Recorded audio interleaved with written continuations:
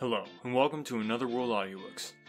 Wow, it has been a crazy last couple weeks. Today's episode is a bit shorter than normal, but that was all I could get done for this week. I'm so sorry about that, but I wanted to make sure that I got it out there for you guys. I have to start out by giving a huge shout out to our first patrons over on patreon.com/anotherworldaudiobooks. First, Alex Miller, Abby Favor, and Ryan Favor. You guys are amazing, and I cannot thank you enough for supporting the podcast. Thank you so much. Remember, if you're interested in becoming a patron and supporting the show, just go to patreon.com/anotherworldaudiobooks. Okay, so here it is, folks. Frankenstein. I went back and forth so many times about this one. I personally had never read it before, and I was a bit turned off by some preconceived notions. However, I have to say, so far, I've really enjoyed it. So if you saw that Frankenstein was our next book, and you're like, Frankenstein? I don't want to listen to Frankenstein. I'd say give it a chance. You might just end up liking it. The book was written by Mary Shelley when she was only 18 years old. It was published when she was 20 in 1818. The story actually came out of a competition between Mary, Percy Shelley, Lord Byron, and John Polidori. The competition was about who could write the best book. The story has some deep undertones about morality, which make it an interesting perspective when you view it as more than just a story. Thanks as always for listening to and sharing the podcast. Remember, free things should be shared. And so, without further ado, I give you Frankenstein. Frankenstein, or the Modern Prometheus, by Mary Wollstonecraft Godwin Shelley. Letter 1. To Mrs. Saville, England, St. Petersburg, December 11th, 17. You will rejoice to hear that no disaster has accompanied the commencement of an enterprise which you have regarded with such evil forebodings. I arrived here yesterday, and my first task is to assure my dear sister of my welfare and increasing confidence in the success of my undertaking. I am already far north of London, and as I walk in the streets of Petersburg, I feel a cold northern breeze play upon my cheeks, which braces my nerves and fills me with delight. Do you understand this feeling? This breeze, which has travelled from the regions towards which I am advancing, gives me a foretaste of those icy climes. Inspirited by this wind of promise, my daydreams become more fervent and vivid. I try in vain to be persuaded that the pole is a seat of frost and desolation. It ever presents itself to my imagination as a region of beauty and delight. There, Margaret, the sun is forever visible, its broad disk just skirting the horizon and diffusing a perpetual splendour. There, for with your leave, my sister, I will put some trust in preceding navigators. There snow and frost are banished, and, sailing over a calm sea, we may be wafted to a land surpassing in wonders and in beauty every region hitherto discovered on the habitable globe. Its productions and features may be without example, as the phenomena of the heavenly bodies undoubtedly are in those undiscovered solitudes. What may not be expected in a country of eternal light? I may there discover the wondrous power which attracts the needle, and may regulate 1,000 celestial observations that require only this voyage to render their seeming eccentricities consistent forever. I shall satiate my ardent curiosity with the sight of a part of the world never before visited, and may tread a land never before imprinted by the foot of man. These are my enticements, and they are sufficient to conquer all fear of danger or death, and to induce me to commence this laborious voyage with the joy a child feels when he embarks in a little boat with his holiday mates on an expedition of discovery up his native river. But supposing all these conjectures to be false, you cannot contest the inestimable benefit which I shall confer on all mankind to the last generation by discovering a passage near the pole to those countries, to reach which at present so many months are requisite, or by ascertaining the secret of the magnet, which, if at all possible, can only be effected by an undertaking such as mine. These reflections have dispelled the agitation with which I began my letter, and I feel my heart glow with an enthusiasm which elevates me to heaven, for nothing contributes so much to tranquillize the mind as a steady purpose, a point on which the soul may fix its intellectual eye. This expedition has been the favourite dream of my early years. I have read with ardour the accounts of the various voyages which have been made in the prospect of arriving at the North Pacific Ocean through the seas which surround the pole. You may remember that a history of all the voyages made for purpose of discovery composed the whole of our good Uncle Thomas's library. My education was neglected, yet I was passionately fond of reading. These volumes were my study day and night, and my familiarity with them increased that regret which I had felt as a child on learning that my father's dying injunction had forbidden my uncle to allow me to embark in a seafaring life. These visions faded when I pursued, for the first time, those poets whose effusions entranced my soul and lifted it to heaven. I also became a poet, and for 1 year lived in a paradise of my own creation. I imagined that I also might obtain a niche in the temple where the names of Homer and Shakespeare are consecrated. You are well acquainted with my failure, and how heavily I bore the disappointment. But just at that time I inherited the fortune of my cousin, and my thoughts were turned into the channel of their earlier bent. 6 years have passed since I resolved on my present undertaking. I can, even now, remember the hour from which I dedicated myself to this great enterprise. I commenced by inuring my body to hardship. I accompanied the whale fishers on several expeditions to the North Sea. I voluntarily endured cold, famine, thirst, and want of sleep. I often worked harder than the common sailors during the day, and devoted my nights to the study of mathematics, the theory of medicine, and those branches of physical science from which a naval adventurer might derive the greatest practical advantage. Twice I actually hired myself as an undermate in a Greenland whaler, and acquitted myself to admiration. I must own, I felt a little proud when my captain offered me the second dignity in the vessel, and entreated me to remain with the greatest earnestness, so valuable did he consider my services. And now, dear Margaret, do I not deserve to accomplish some great purpose? My life might have passed in ease and luxury, but I prefer glory to every enticement that wealth placed in my path. Oh, that some encouraging voice would answer in the affirmative! My courage and my resolution is firm, but my hopes fluctuate, and my spirits are often depressed. I am about to proceed on a long and difficult voyage, the emergencies of which will demand all my fortitude. I am required not only to raise the spirits of others, but sometimes to sustain my own, when theirs are failing. This is the most favourable period for travelling in Russia.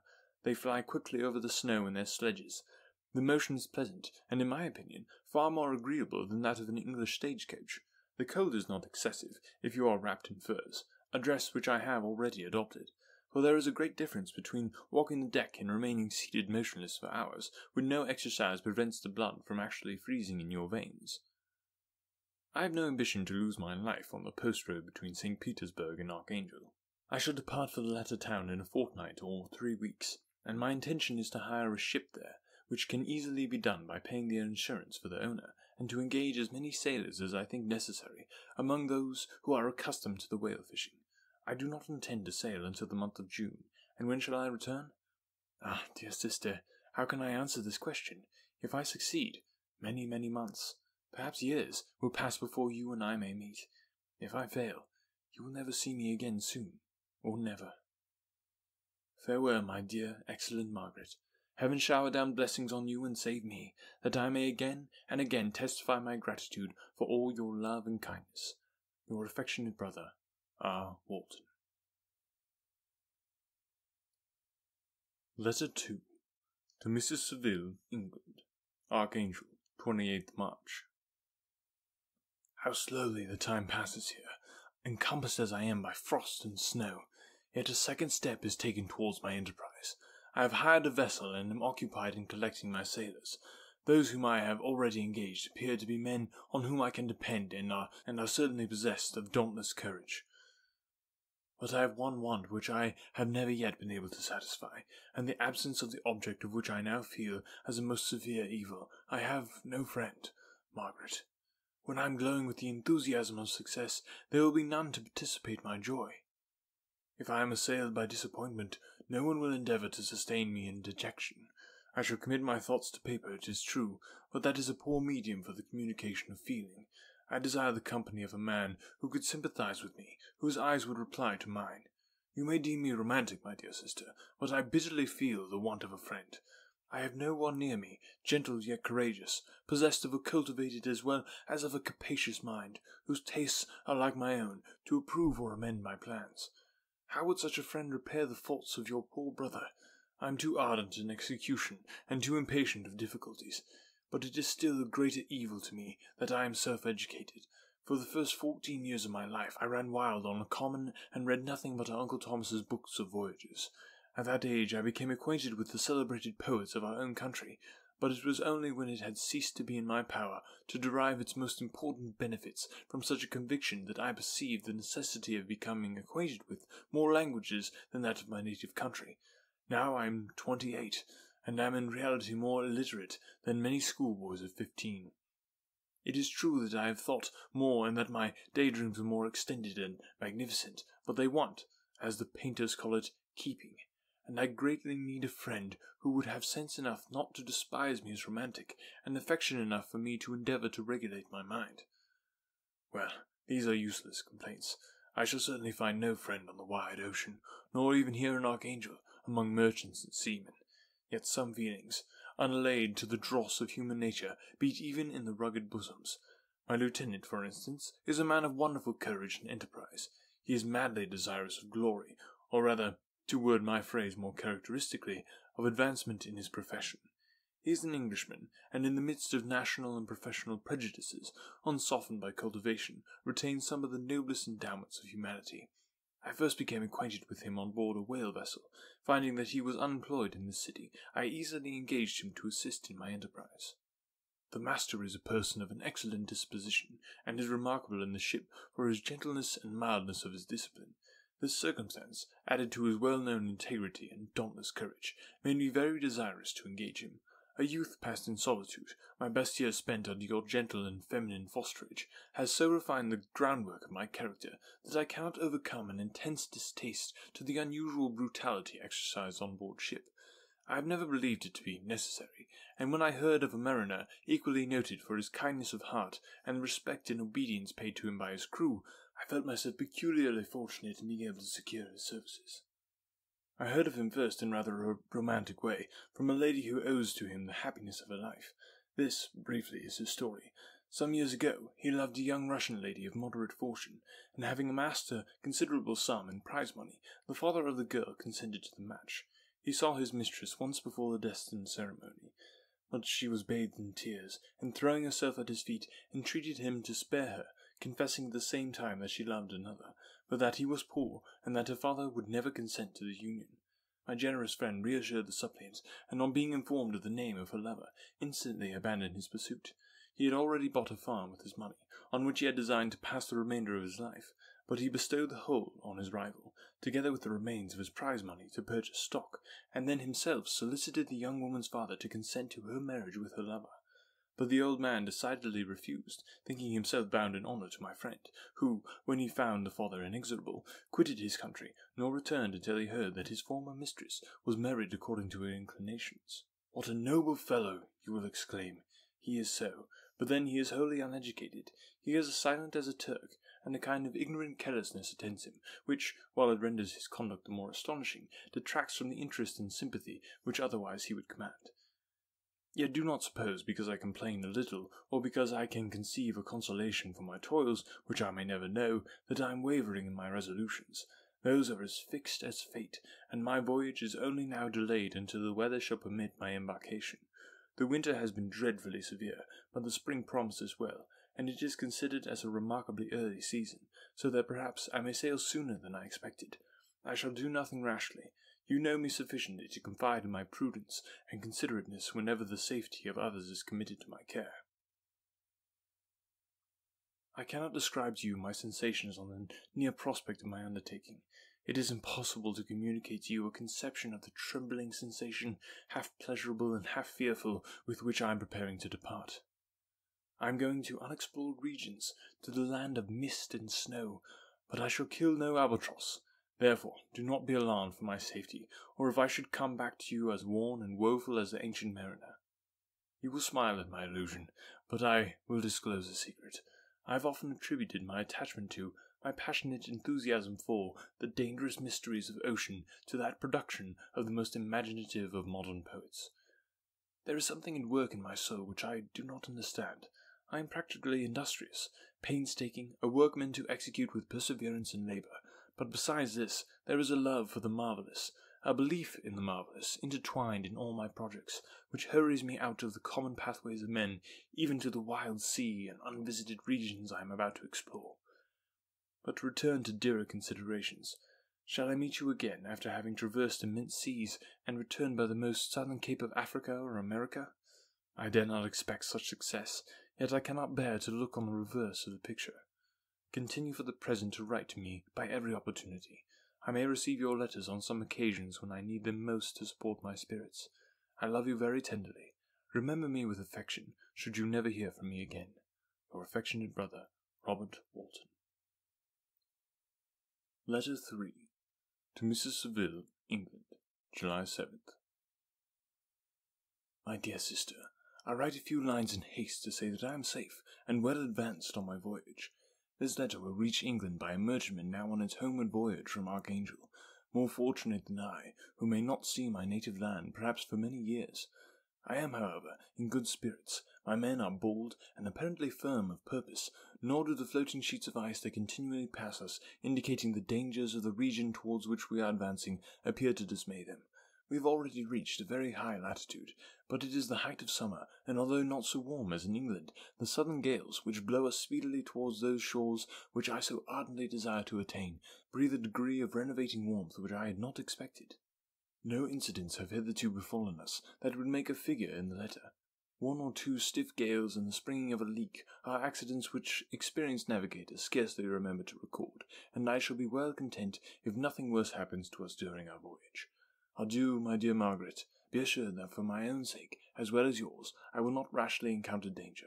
I will be cool, persevering, and prudent. But success shall crown my endeavours. Wherefore not? Thus far I have gone, tracing a secure way over the pathless sea, the very stars themselves being witnesses and testimonies of my triumph. Why not still proceed over the untamed yet obedient element? What can stop the determined heart and resolved will of man? My swelling heart involuntarily pours itself out thus, but I must finish. Heaven bless my beloved sister, R.W. Letter 4. To Mrs. Saville, England, August 5th.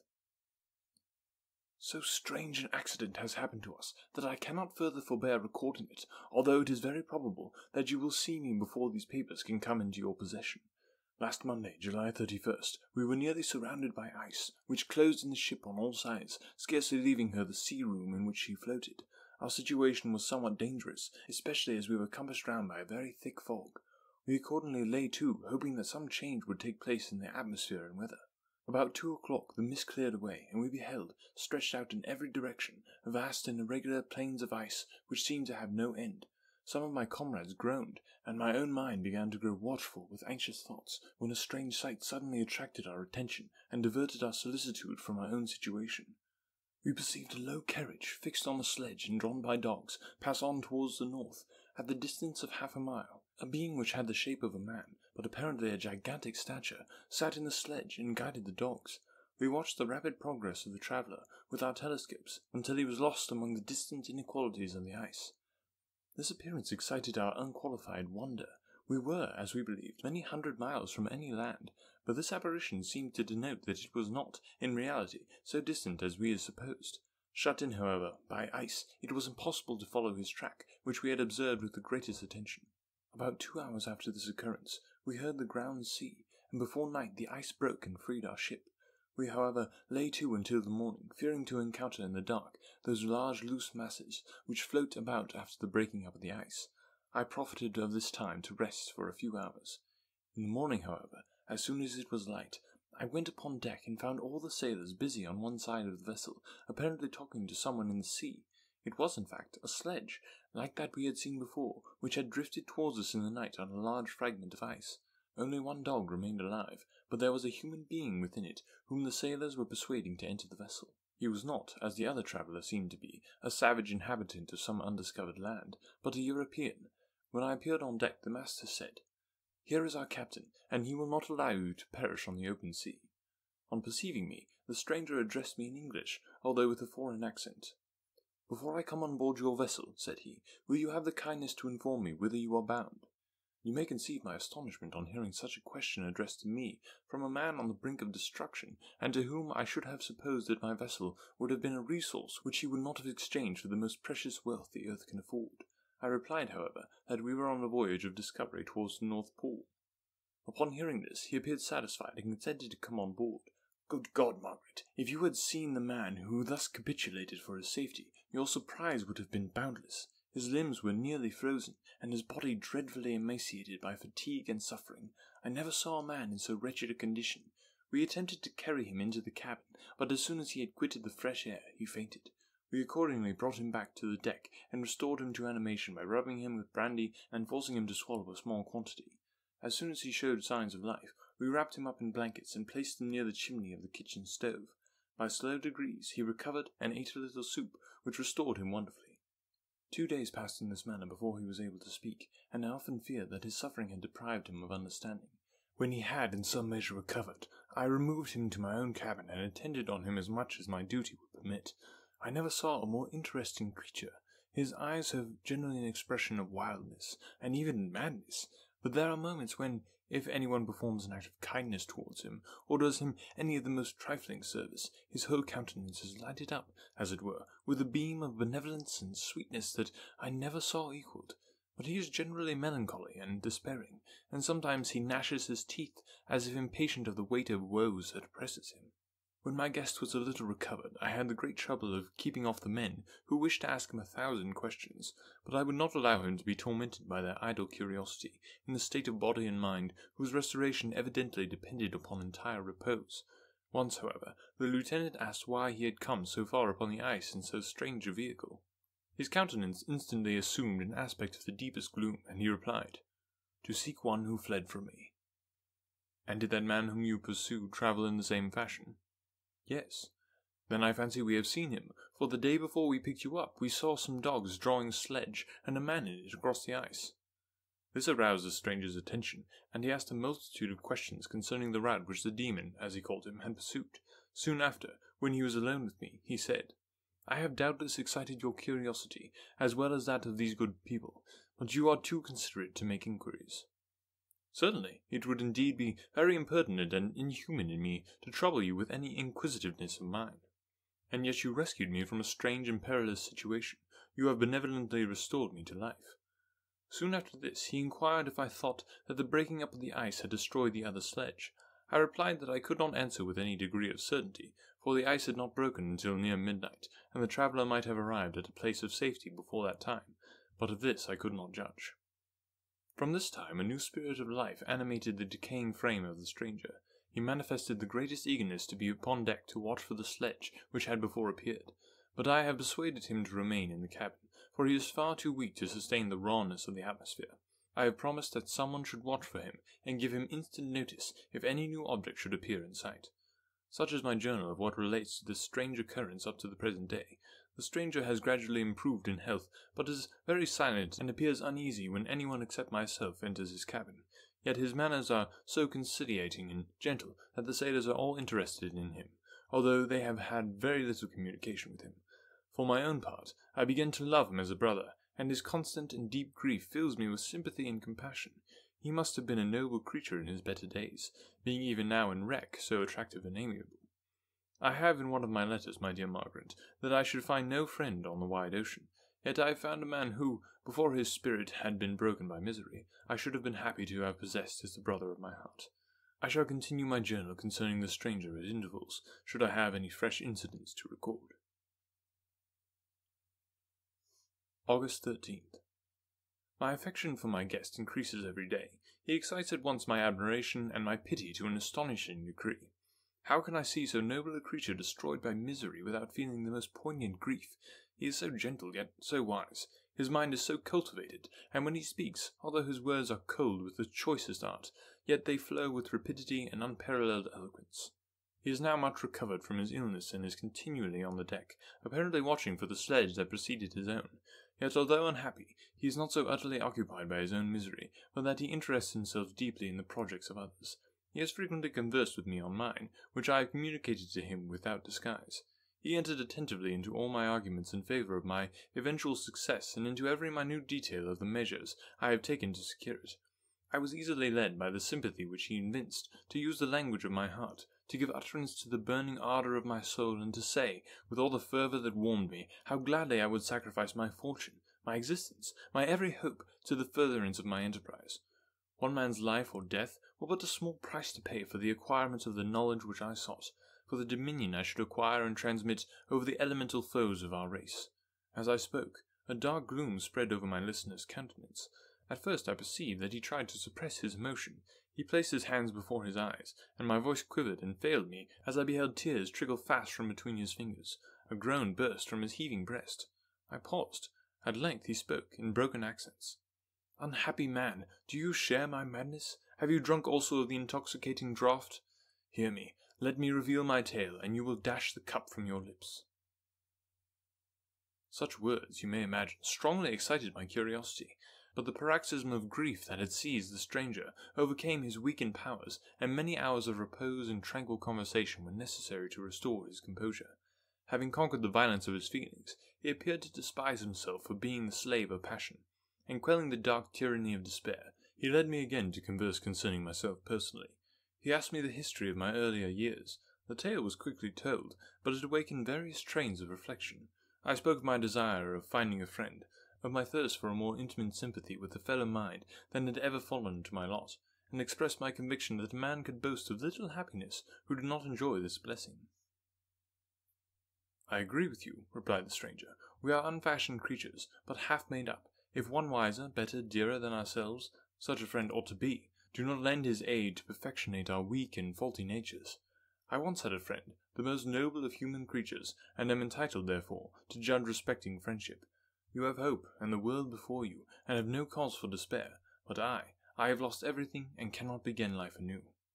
As he said this, his countenance became expressive of a calm, settled grief that touched me to the heart, but he was silent, and presently retired to his cabin.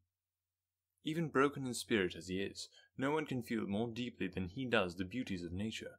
The starry sky, the sea, and every sight afforded by these wonderful regions seem still to have the power of elevating his soul from earth.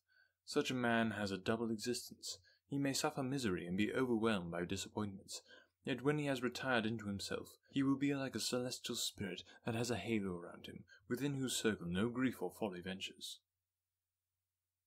Will you smile at the enthusiasm I express concerning this divine wanderer? You would not if you saw him. You have been tutored and refined by books and retirement from the world, and you are therefore somewhat fastidious, but this only renders you the more fit to appreciate the extraordinary merits of this wonderful man. Sometimes I have endeavoured to discover what quality it is which he possesses that elevates him so immeasurably above any other person I ever knew. I believe it to be an intuitive discernment, a quick but never failing power of judgment, a penetration into the causes of things, unequalled for clearness and precision. Add to this a facility of expression, and a voice whose various intonations are soul-subduing music. August 19th. Yesterday the stranger said to me, "You can easily perceive, Captain Walton, that I have suffered great and unparalleled misfortunes. I had determined at one time that the memory of these evils should die with me, but you have won me to alter my determination. You seek for knowledge and wisdom, as I once did, and I ardently hope that the gratification of your wishes may not be a serpent to sting you, as mine has been.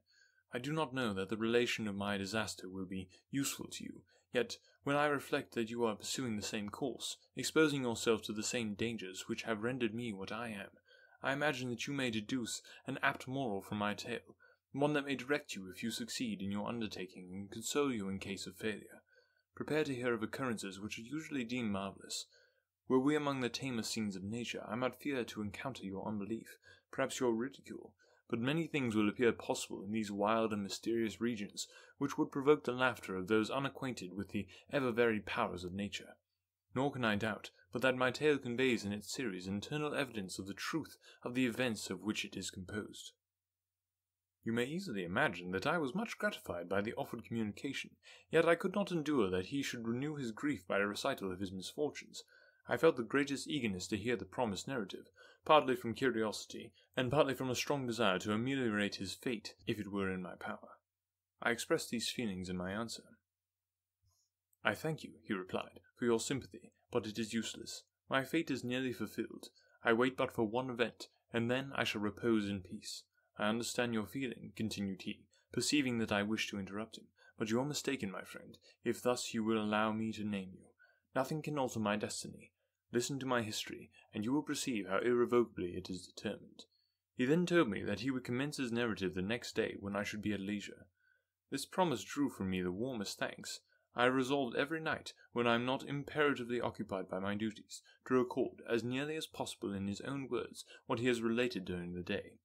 If I should be engaged, I would at least make notes. This manuscript will doubtless afford you the greatest pleasure, but to me, who know him, and who hear it from his own lips, with what interest and sympathy shall I read it in some future day? Even now, as I commence my task, his full-toned voice swells in my ears, his lustrous eyes dwell on me with all their melancholy sweetness. I see his thin hand raised in animation, while the lineaments of his face are irradiated by the soul within. Strange and harrowing must be his story, frightful the storm which embraced the gallant vessel on its course, and wrecked it thus. Chapter 1.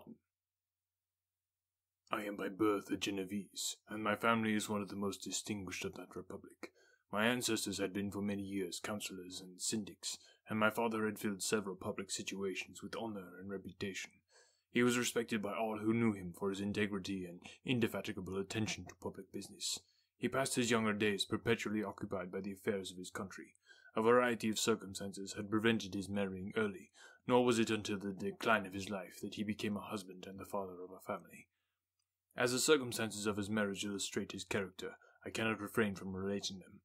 One of his most intimate friends was a merchant who, from a flourishing state, fell through numerous mischances into poverty. This man, whose name was Beaufort, was of a proud and unbending disposition, and could not bear to live in poverty and oblivion in the same country where he had formerly been distinguished for his rank and magnificence. Having paid his debts, therefore, and in the most honourable manner, he retreated with his daughter to the towns of Lucerne, where he lived unknown and in wretchedness. My father loved Beaufort with the truest friendship, and was deeply grieved by his retreat in these unfortunate circumstances. He bitterly deplored the false pride which led his friend to conduct so little worthy of the affection that united them. He lost no time in endeavouring to seek him out, with the hope of persuading him to begin the world again through his credit and assistance. Beaufort had taken effectual measures to conceal himself, and it was 10 months before my father discovered his abode. Overjoyed at this discovery, he hastened to the house, which was situated in a mean street near the Royce. But when he entered, misery and despair alone welcomed him. Beaufort had saved but a very small sum of money from the wreck of his fortunes, but it was sufficient to provide him with sustenance for some months, and in the meantime he hoped to procure some respectable employment in the merchant's house. The interval was, consequently, spent in inaction.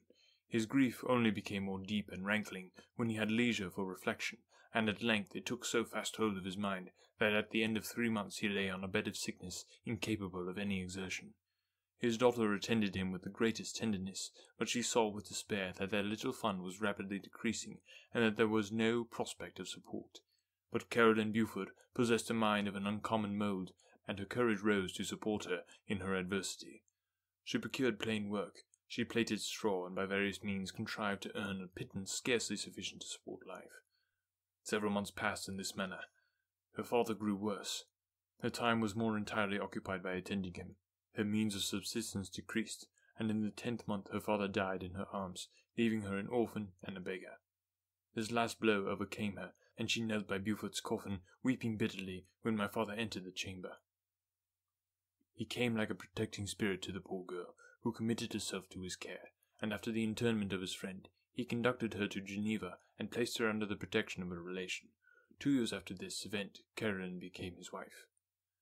There was a considerable difference between the ages of my parents, but this circumstance seemed to unite them only closer in bonds of devoted affection. There was a sense of justice in my father's upright mind which rendered it necessary that he should approve highly to love strongly. Perhaps during the former years he had suffered from the late discovered unworthiness of one beloved, and was so disposed to set a greater value on tried worth. There was a show of gratitude and worship in his attachment to my mother, differing wholly from the doting fondness of age, for it was inspired by reverence for her virtues, and a desire to be the means of, in some degree, recompensing her for the sorrows she had endured, but which gave inexpressible grace to his behaviour to her. Everything was made to yield to her wishes and her convenience. He strove to shelter her, as a fair exotic is sheltered by the gardener, from every rougher wind, and to surround her with all that could tend to excite pleasurable emotions in her soft and benevolent mind. Her health, and even the tranquillity of her hitherto constant spirit, had been shaken by what she had gone through. During the 2 years that had elapsed previous to their marriage, my father had gradually relinquished all his public functions, and immediately after their union they sought the pleasant climate of Italy, and the change of scene and interest attendant on the tour through that land of wonders as a restorative for her weakened frame. From Italy they visited Germany and France. I, their eldest child, was born at Naples, and as an infant accompanied them in their rambles. I remained for several years their only child. Much as they were attached to each other, they seemed to draw inexhaustible stores of affection from a very mine of love to bestow them upon me. My mother's tender caresses and my father's smile of benevolent pleasure while regarding me are my first recollections. I was their plaything and their idol, and something better, their child, the innocent and helpless creature bestowed on them by heaven, whom to bring up to good, and whose future lot it was in their hands to direct to happiness or misery, according as they fulfilled their duties toward me. With this deep consciousness of what they owed towards the being to which they had given life, added to their active spirits of tenderness that animated both, it may be imagined that, while during every hour of my infant life I received a lesson of patience, of charity, and of self-control, I was so guided by a silken cord that all seemed but one train of enjoyment to me. For a long time I was their only care. My mother had much desired to have a daughter, but I continued their single offspring. When I was about 5 years old, while making an excursion beyond the frontiers of Italy, they passed a week on the shores of the Lake of Como. Their benevolent disposition often made them enter the cottages of the poor. This, to my mother, was more than a duty. It was a necessity, a passion, remembering what she had suffered and how she had been relieved, for her to act in her turn the guardian angel to the afflicted. During one of their walks, a poor cot in the fondlings of a vale attracted their notice as being singularly disconsolate, while the number of half-clothed children gathered about it spoke of penury in its worst shape. One day, when my father had gone himself to Milan, my mother, accompanied by me, visited this abode. She found a peasant and his wife hard working, bent down by care and labour, distributing a scanty meal to 5 hungry babes. Among these there was one which attracted my mother far above all the rest. She appeared a different stock. The 4 others were dark-eyed, hardy little vagrants. This child was thin and very fair. Her hair was the brightest living gold, and despite the poverty of her clothing, seemed to set a crown of distinction on her head. Her brow was clear and ample, her blue eyes cloudless, and her lips and the moulding of her face so expressive of sensibility and sweetness, that none could behold her without looking on her as of a distinct species, a being heaven-sent, and bearing a celestial stamp in all her features. The peasant woman, perceiving that my mother fixed eyes of wonder and admiration on this lovely girl, eagerly communicated her history. She was not her child, but the daughter of a Milanese nobleman. Her mother was a German, and had died on giving her birth. The infant had been placed with these good people to nurse, and they were better off then. They had not been long married, and their eldest child was but just born. The father of their charge was one of those Italians nursed in the memory of the antique glory of Italy, one among the Schiavi Ognor Frementi, who exerted himself to obtain the liberty of his country. He became the victim of its weakness. Whether he had died or still lingered in the dungeons of Austria was not known. His property was confiscated. His child became an orphan and a beggar. She continued with her foster parents and bloomed in their rude abode, fairer than a garden rose among dark-leaved brambles. When my father returned from Milan, he found playing with me in the hall of our villa a child fairer than pictured cherub, a creature who seemed to shed radiance from her looks, and whose form and motions were lighter than the chamois of the hills. The apparition was soon explained. With his permission, my mother prevailed on her rustic guardians to yield their charge to her. They were fond of the sweet orphan. Her presence had seemed a blessing to them, but it would be unfair to keep her in poverty and want when Providence afforded her such powerful protection.